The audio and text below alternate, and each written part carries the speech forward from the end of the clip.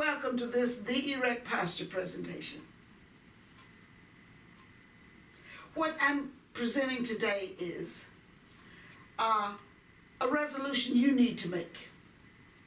It is either you practice sitting up straight, and what I call erect posture is defying gravity. You're fighting for all the youthful alignment of the body you can get. Or you're going to slump, in which case it's an unhealthy posture and it's aging to the body, okay? I present it to you personally, and I personalize this one nowadays by letting you know that I am an 82-year-old. Your instructor is 82 years old. And the posture that I'm presenting is this one. And I tell you to check out my posture as I demonstrate. All the time I'm here, I'm going to be trying to hold erect posture. And erect posture looks like that. It looks something like that, and it will look something like that on you, okay? And poor posture, and what's happening here is, like I say, I'm defying gravity. And the way I'm defying gravity is the muscles that hold me upright in gravity. The whole time I'm trying to hold them engaged, contracted. When you see me come out of it, it isn't because it hurts.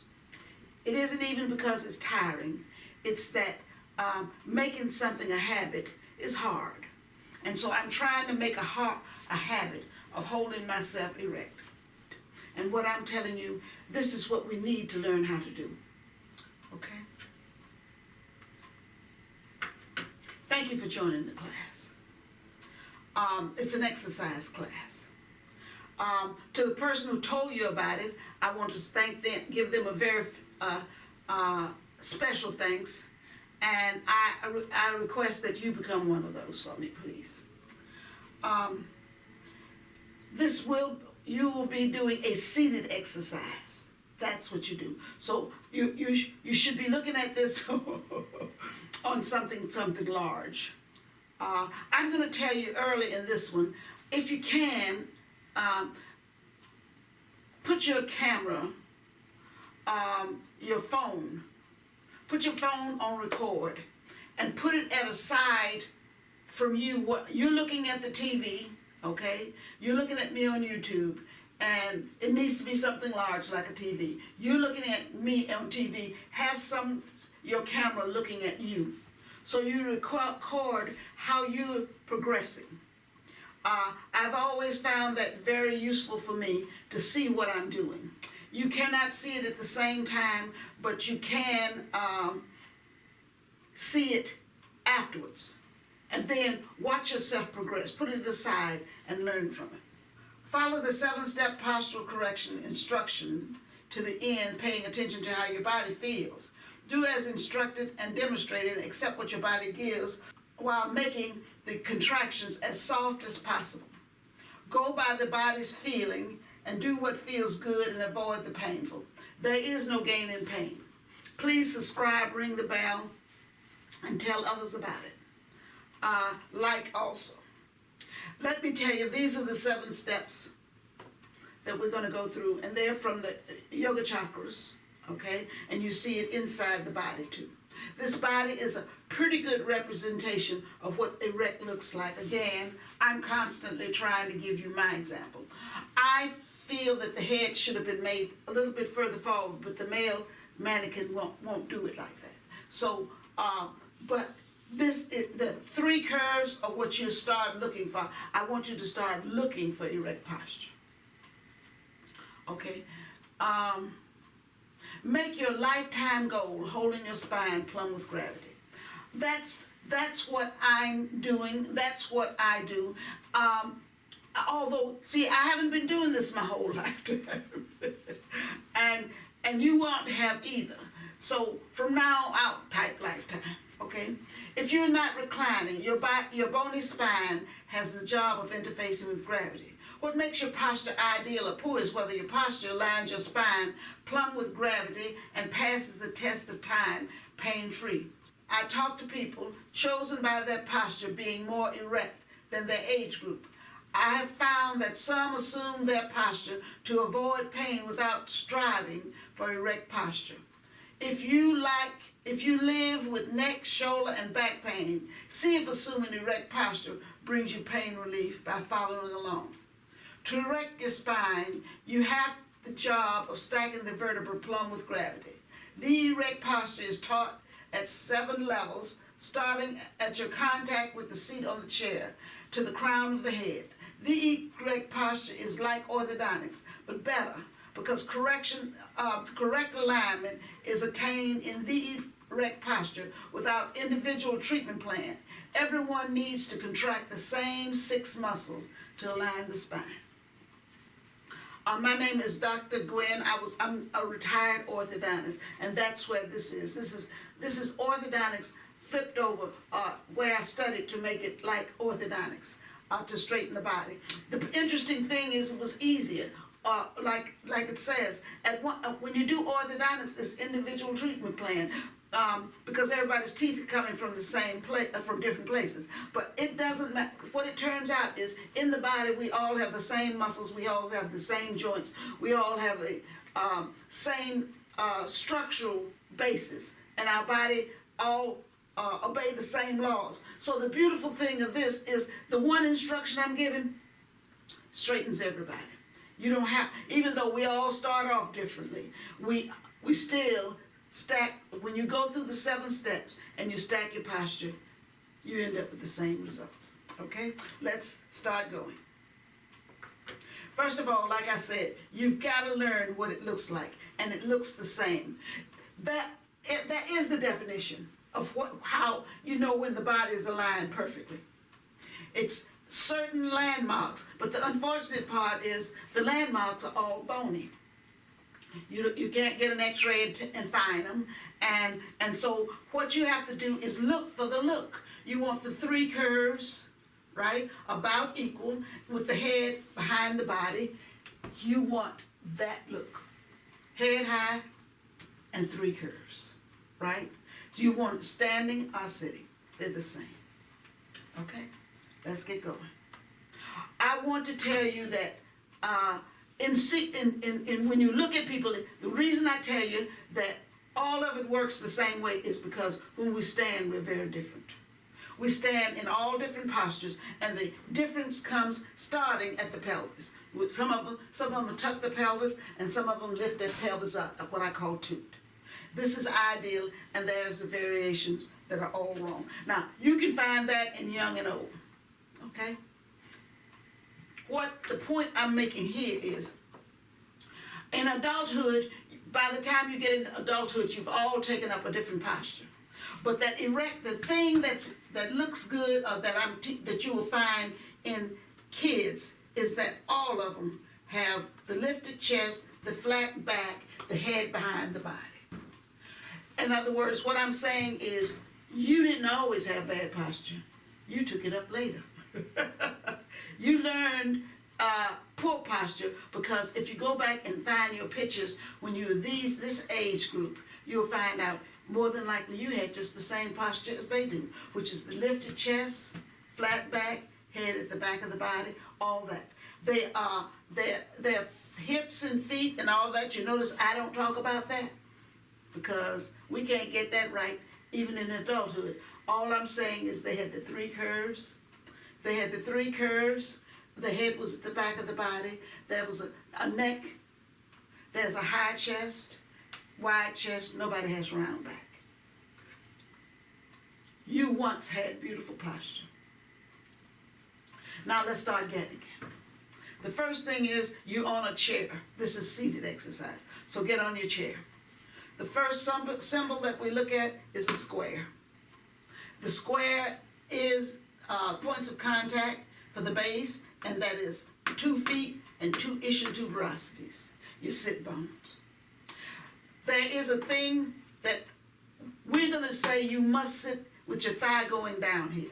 And the reason is, if you sit with your thigh on the chair, if I slide back in the chair, you will flatten your lumbar, you'll lose your first curve, without a doubt. Strictly because even though it may seem like you can sit at 90 degrees, most people lower back will lose its curve if they slide all the way back in the chair. Whereas if they come to the edge of the chair, like we're going to teach you, they can maintain they can start at the base. So the way that I do mine is the thigh must go downhill. There's the first rule. If you want to not let your posture go wrong right at the very start, whatever chair you're in, slide to the edge of the chair so that your thigh goes, stay on that edge with your ischials. Stay with your ischial tuberosity flat on the chair, your sit bone. Make sure they're there. They're stably on the chair, right? But after that, your thigh needs to be able to drop downhill. And when I say drop downhill, I mean drop downhill. There's mine going downhill. There's parallel to the floor. My thigh is going downhill. You need your thigh to go downhill. The way mine is going downhill is I'm on a chair that's adjusted so that my knee is totally below where my seat is. Here's my seat here. Your total knee should be below that. There are two ways that I recommend that you do it. I recommend you sit to the edge of your chair and let your feet slip out. And as your feet slip out, your knees go down. Or you can cross your feet or ankle and let your knees drop out. That will make any chair work for you. I put these in here just in case there's somebody in yoga and this is comfortable for them. The reason I wouldn't do it, and I couldn't do it even when I was young at this, is because they hurt my ankle. They would hurt my knee.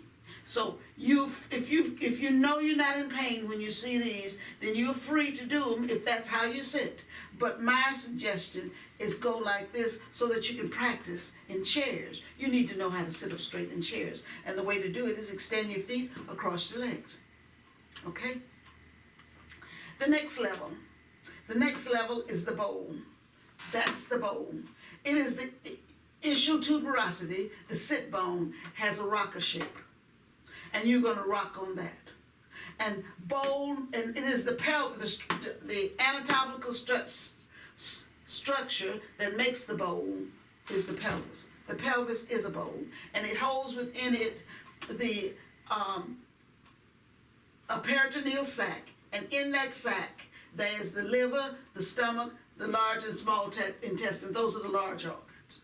That sac that contains them is slippery against the intestines and structures, and the structures are slippery against it. And so what I always think of it is a slippery bowl of guts that we're using as a balance inside our pelvis to learn how to sit straight. And we're like a child, we're learning how to hold a bowl of milk and not spill it. We're learning how to hold the bowl of the pelvis without spilling the content. I think there are two here. Let me go and see. Yes. So those are the structures, and here's what you're trying to do. If you sit on the chair, like I said, with your thigh going downhill, I want you to place your hand like this. Like, hold your hand like you have a bouquet, like you have that's a big stem of like a bridal bouquet, where there's a big bundle of stems and they wrap them in ribbon. You're holding them in your hand. You're holding a trophy that's got a round base, a cylindrical base, or you're holding a big stem mic. Whatever it is, you're holding your fingers loosely crossed over each other, and you're holding your hand up against your body. I call this the golden move, and what it does is eliminates the tendency to move the shoulders. This just leaves the shoulders where they are. And now watch what I'm going to do. I'm going to dump. First I'm going to do is dump my gut. I rolled on my rocker and dumped my gut. And then I rolled on my rocker and I slumped. I got my intestines, my gut, trapped between my ribs and my pubic bone. That's the reason your gut gets trapped, right? And then you roll forward and feel that dump again. In that case, the gut dumps out and the back curve gets too great. And then you go the opposite way. And the goal is to find the place where you're neither dumping nor slumping. And so I need you to roll, put your hand where I told you, roll forward on your sit bone. Just in case you don't get it. There it is, watch my shoulders. They stay still, and my pelvis is what I'm rocking on.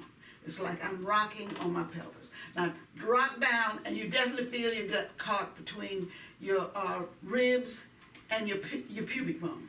Then roll forward until you feel it dumping out. Your gut is dumping out. Your back curve is too great.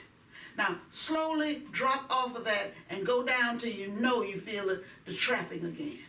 And then come back up and rock between the two, sort of internally. Find the point where you're neither dumping nor slumping. You're neither dumping nor slumping. And once you find that point, mark it. That's your level pelvis. That's something you need to know when you're walking, but we're going to learn it sitting first. This is a level pelvis. And with time, where your ischial tuberosity hits the chair will be your point of where your body knows how to sit up straight. In other words, if someone tells me now at this point to sit up straight, the first thing I do is put that point that I know makes the contact with the chair when I balance. I just put it against the chair. I don't need to rock. Until then, you rock. Every time you get in the position and you're trying to practice it, you rock till you find no dump, no slump, no dump, no slump, and stop. Okay? The next level is level 3. Level 3 is a muscle that we're going to try to identify. Level 3 is the waist.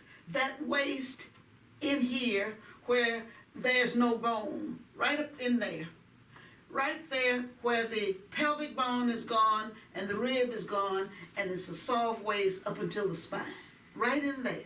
We're going for that area right there. And we're going to try and find the muscle that's called the transversalis. He is your waist cinch. So the way you find that waist cinch is, I'm going to tell you to exhale as hard as you can and by blowing your breath out. By contracting your stomach muscle. And then relax. And then contract your stomach muscle absolutely as hard as you can. And relax. And we're going to do that 2 more times. Now, what I'm trying to get you to feel is that muscle right in there that's feeling that breath, because he's making that breath, because he is your waist cincher. When I tell you to make your waist as small as possible, he's the muscle that does that. So make your waist as small as possible and identify the muscle that's doing that. Now try and hold him and let your front stomach, go soft. But keep him, and now try to just breathe and keep him tight. Just do normal breathing and keep that tight. When you get so you're doing that, you're using that muscle that cinches the waist. He's called the transversalis. And when you're holding him tight, I want you to go back and make sure you got him tight. Take a deep breath, exhale. Then relax the front and just hold him. And notice while you're doing it, your back muscle, your spine right in this area is also tight. That's how we get the spine. Our goal for sitting up straight is to stack the spine. Every one of those spinal joints right in there needs to be stacked. And when we contract the transversalis, the ones we activate are right in there. The lumbar spine gets its curve when you hold that tight. So hold that tight, and therefore hold your lumbar spine in lordosis. That's when you get that first curve, that lowest curve, right here. And if you practice it a lot, that's when you get this shape in your waist. That's when I say he's the waist nipper, waist cincher, because he tightens right in there. Okay, once we have him, okay. And here's how you get it. That's what I was saying. You breathe. Oh, and another point that's being made here, if you dislike your waist, if you've always wanted a slimmer waist, I know people who've gone and gotten liposuction and tummy tuck, and even so, they don't end up with the waist they want. And what they hear about is they got fat under this muscle. Well, the way to get that fat out from under the muscle is make that muscle tight. If you develop that muscle, you will get your waist to go in, that final bit that the surgery didn't get. So if you have that as a desire, if you have a desire to make your waist smaller, instead of 60 sit-ups a day or 50 sit-ups a day, do the breath exercise, but do it firmly, like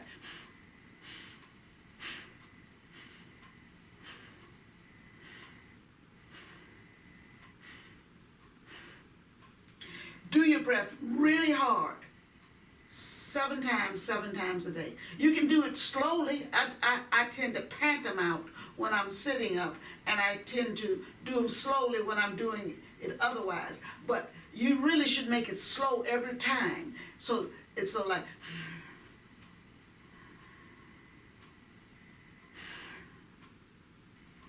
and what you'll do then is you'll do your sit-up. The same thing you were trying to get from a sit-up, you get from just doing this exercise in a seated position. You'll get that change in waist shape.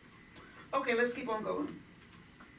The next thing is level 4. That's level 3. Learn to breathe and learn how transversalis. Level 4 is, this is where you get the flat upper back and lifted chest, flat chest and round back.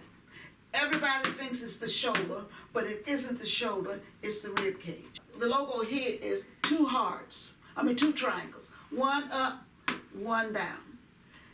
The one that's down, with the tip down, it consists of between here and here, get back on your sit bone, grab transversalis if you can, and now widen between here and here. Just look at yourself or feel yourself and widen your chest as much as you can. Just widen between here and here. When you do that, you will feel the lower the triangle end at your back, pulling down, because the way that works is to widen that the lower fibers of the trapezius pull down.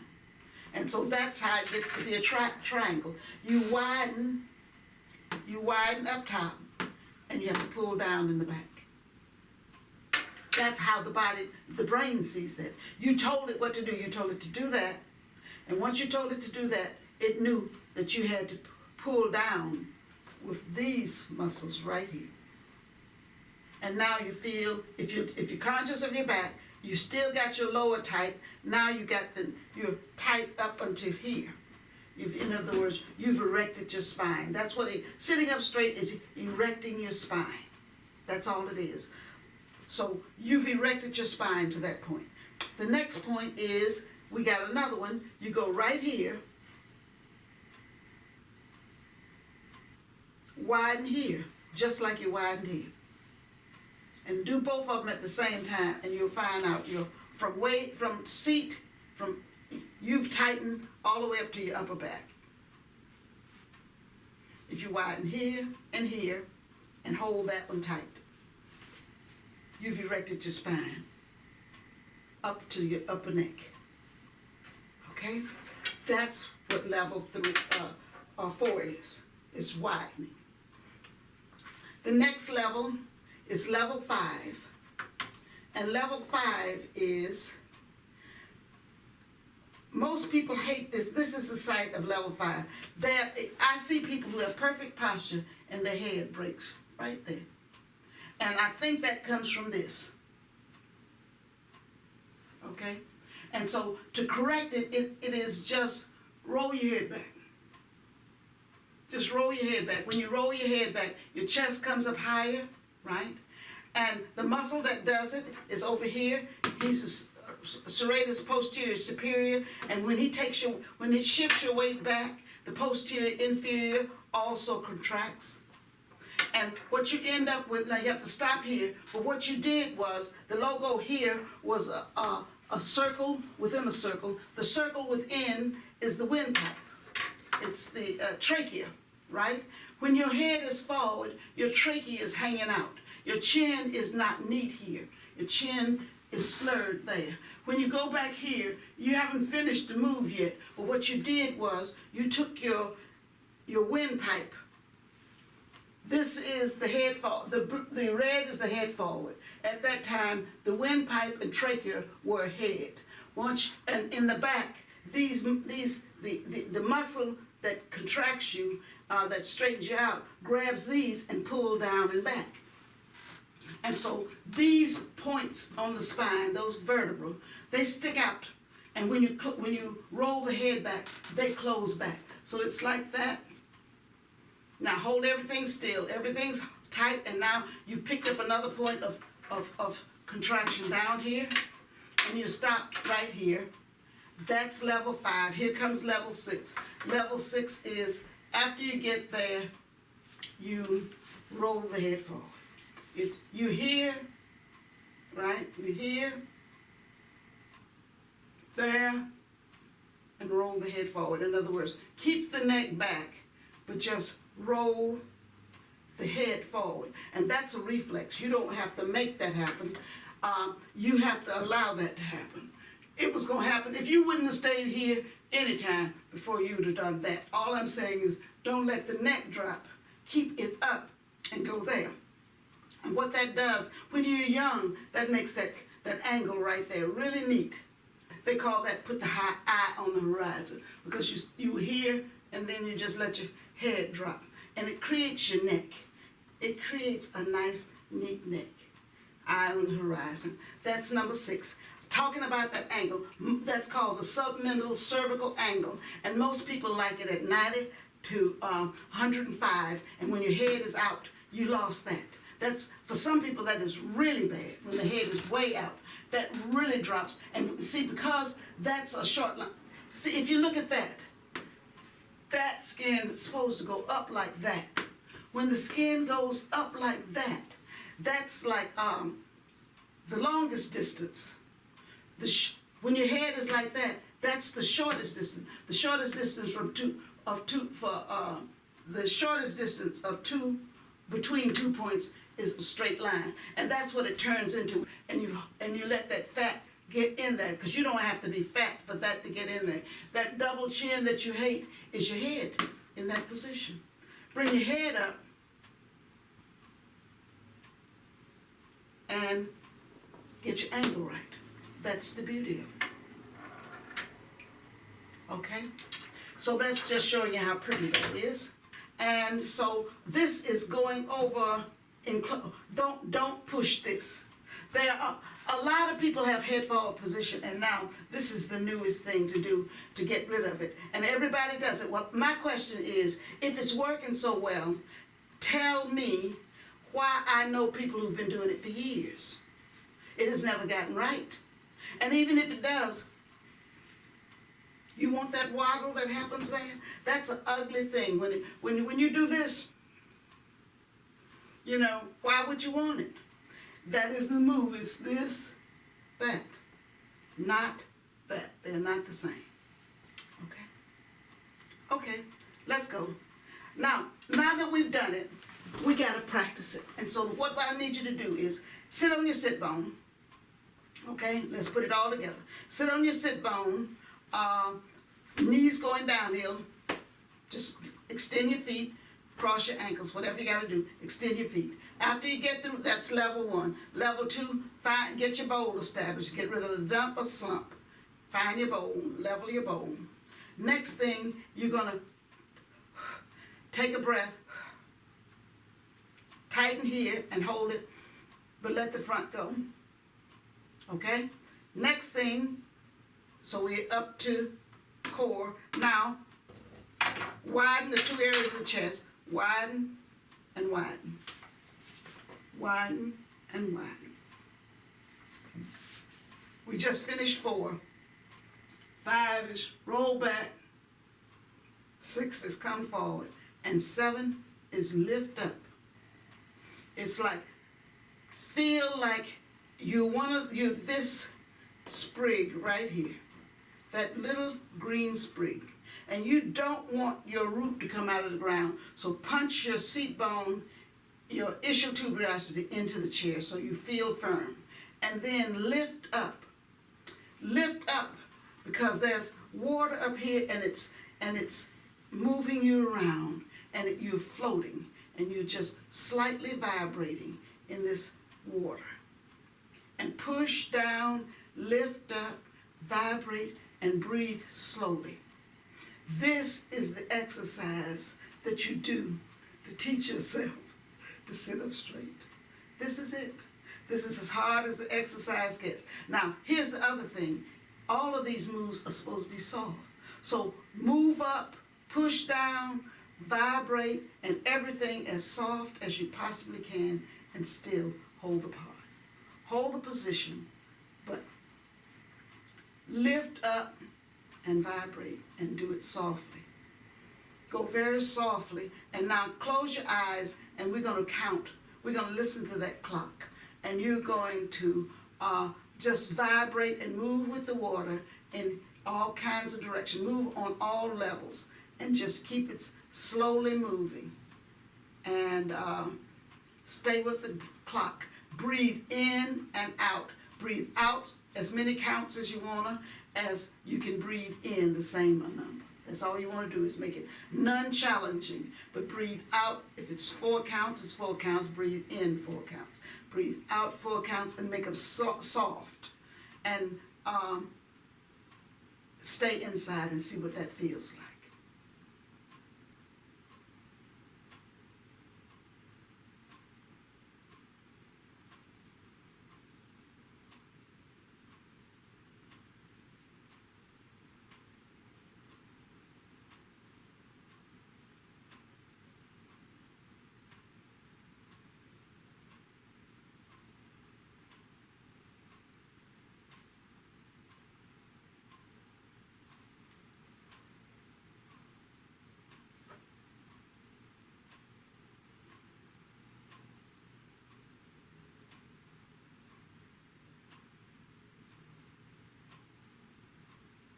Stay with it.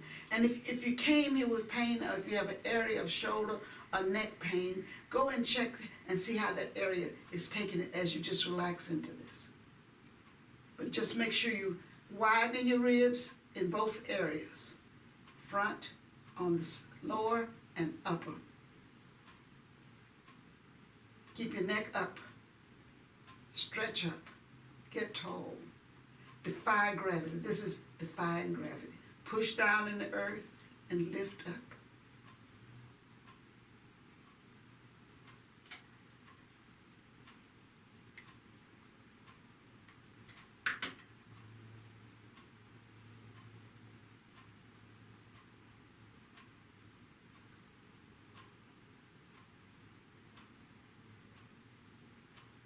Okay?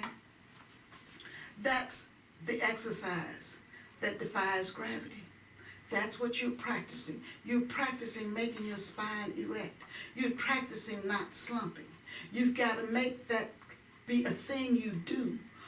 If you want to have a strong body in old age, that old bent body that you see in old age, I didn't show that at the start, but when you go out in the world now, I want you to see how gravity just leans people, and how it gets worse with age. And if you started off with really poor posture, and a lot of our youth are because of technology now, I can see back pains already there.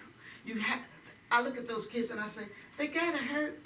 So I'm asking you, if you hurt, see if this doesn't help you. It shouldn't take you very long to figure out if this is going to be a rewarding thing for you. Okay. Use your camera to document who you are.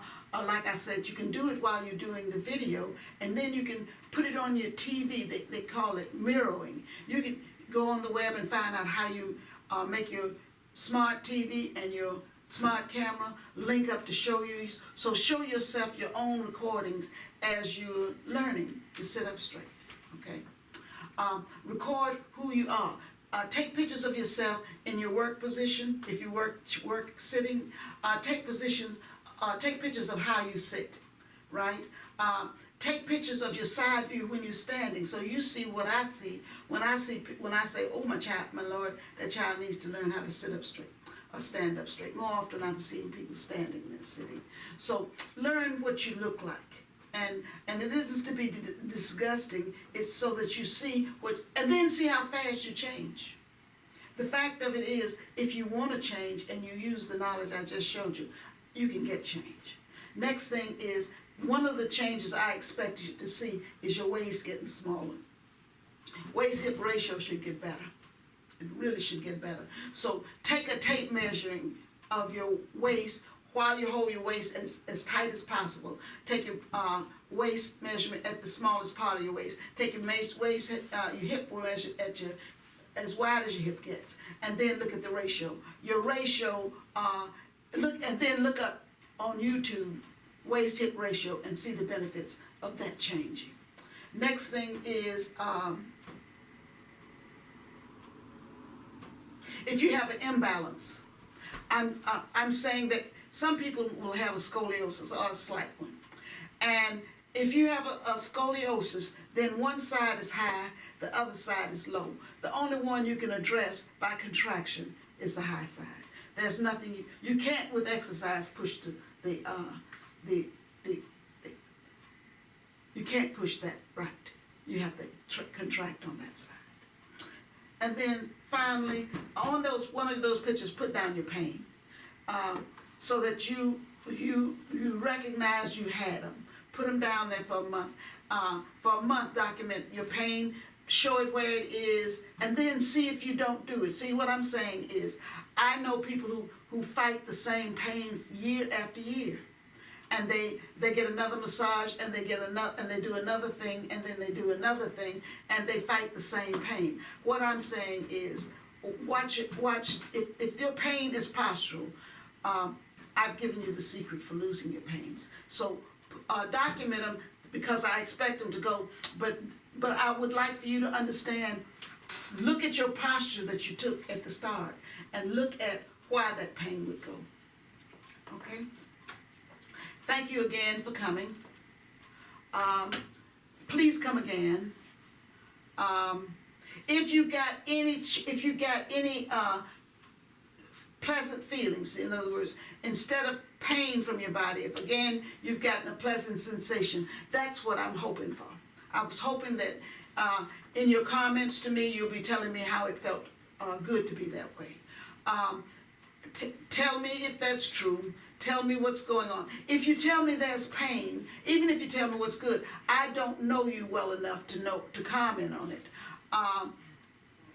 But until you can tell me what postural type you have, and we haven't gone through that. Right now, I'm teaching how to do it. My theory is everybody does the same exercise. And so it doesn't matter where you're coming from, except it will explain why you have pain in a certain area. At this early stage, you don't look for perfection, you look for correction, just a little bit. That's the reason I say, take those pictures and look at yourself. And look at yourself while you do it, and so you can see what widening your chest does. I started off in a three-way mirror. Now I have cameras on me. So one of the things you'll see I'm doing is I'm looking at myself as I'm teaching. So I make sure I teach you what I'm doing. Okay? Or I'm doing what I'm teaching. Please subscribe, like, ring the bell, and tell others about me. Thumbs up. Go to that marker that says, if I put out something new, you know about it. That's a good thing too. So that my computer can tell your computer that something new is coming out, because this is just, it's coming out as fast as I can bring it in. Thank you very much for coming. Thank you again. And I look forward to your comments, and I look forward to you returning. And thank you again. Bye-bye.